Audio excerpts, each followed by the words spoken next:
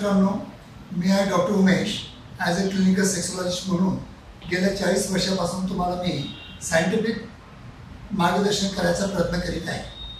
मित्रांनो, डेफिनेटली कुठे ना कुठे तुम्हाला असं वाटतं की एकाच पार्टनरबरोबर रेग्युलर सेक्स करता करता तुम्हाला किंवा आपल्या पार्टनरला केव्हा तरी कंटाळवाणं वाटतं आणि त्याच्यामध्ये इंटरेस्ट येत नाही आणि त्याच्यामुळे तुमची डिझायर पण कमी होते. तुमच्या पार्टनरची पण डिझायर कमी होऊ शकते, तुमची पण डिझायर कमी होऊ शकते. हा मानवी स्वभाव आहे. कारण की आपल्या माइंडला ऑल द टाईम काहीतरी चेंजेस पाहिजे. मी असं तुम्हाला म्हणणार नाही की चेंजेस पाहिजे म्हणजे तुम्ही पार्टनर चेंज करा, असं मी तुम्हाला बिलकुल बोलणार नाही.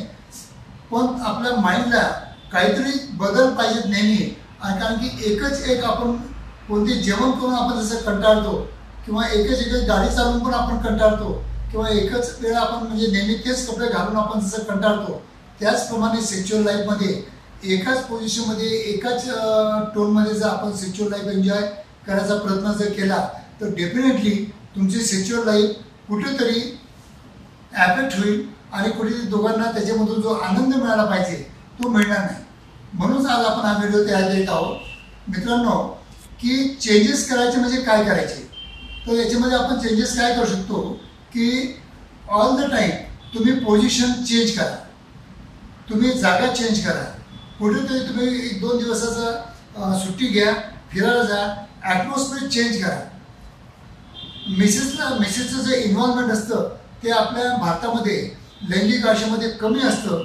तर त्यांचं इन्व्हॉल्वमेंट जास्त करण्यासाठी त्यांच्याशी तुम्ही चांगला संवाद करा, त्यांना पूर्ण कल्पना द्या की आपण काहीतरी वेगळं करू, असं त्यांना कल्पना देऊन त्यांच्या बरोबर डिस्कशन करून एक मताने जर लैंगिक आयुष्य जर चांगलं घडवण्याचा प्रयत्न केला तर डेफिनेटली चांगलं आयुष्य लैंगिक आयुष्य तुम्ही जगू शकता कोणत्याही वर्षी, हे तुम्ही लक्षात ठेवा. जर तुम्हाला वय वाढलं असेल किंवा मिसेस मेनोपॉजमध्ये असेल, तिला म्हणजे मासिक पाळी थांबली असेल, ड्राय वजाना असेल किंवा तुम्हाला म्हणजे लैंगिक इच्छेचा अभाव असेल, ह्या ज्या गोष्टी असतात या डेफिनेटली तुम्ही जर प्रॉपर नवरा बायको जर कोणत्याही क्लिनिकला जाऊन जर प्रॉपर काउन्सिलिंग, प्रॉपर टेस्टिंग आणि प्रॉपर ट्रीटमेंट जर घेतलं तर डेफिनेटली वयाच्या 70-75 वर्षापर्यंत पण तुम्ही लैंगिक आयुष्य चांगल्या प्रकारे जगू शकता,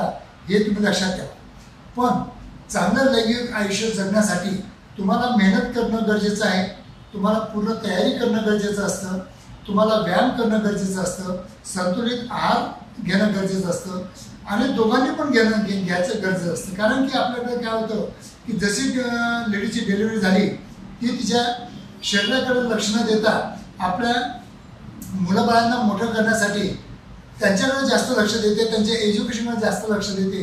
पण कुठेतरी ते आपल्या बॉडीला मिस करते आणि आपल्या बॉडीच्या शेपकडे किंवा आपल्या बॉडीच्या फिजिककडे लक्ष देताना दिसत नाही.